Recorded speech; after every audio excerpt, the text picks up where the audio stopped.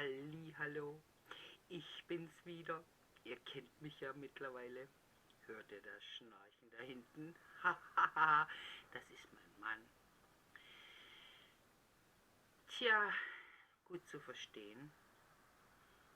Ihm wird immer so furchtbar langweilig, wenn ich vom Geschäft komme und dann am Putzen, Bügeln und Kochen bin. Ist ja ganz natürlich bei den Männern. Das langweilt sie so sehr, dass sie einschlafen. Aber ich habe ja auch irgendwie einen Schutz, nicht wahr? Dieses Schnarchen, Sie hören es vielleicht jetzt nicht so, aber ich darf nicht so laut reden.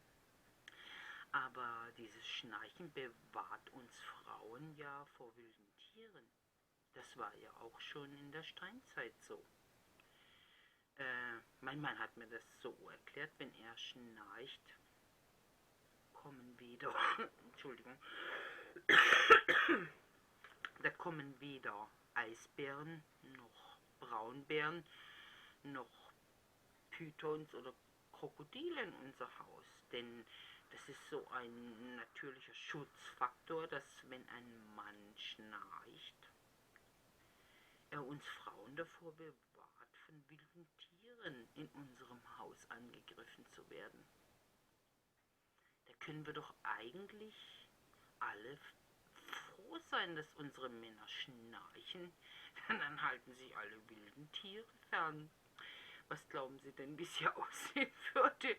Also so mit dem ganzen Kack und dem ganzen Fressen und so, wenn die ganzen wilden Tiere bei uns im Haus wären. Ich bin schon wieder zu laut, Entschuldigung. Naja, ich denke, da haben Sie bestimmt auch schon wieder was dazugelernt, denn man kann nie genug wissen. Eure Tammy wünscht euch ein schönes Adventswochenende. Tschüssikowski.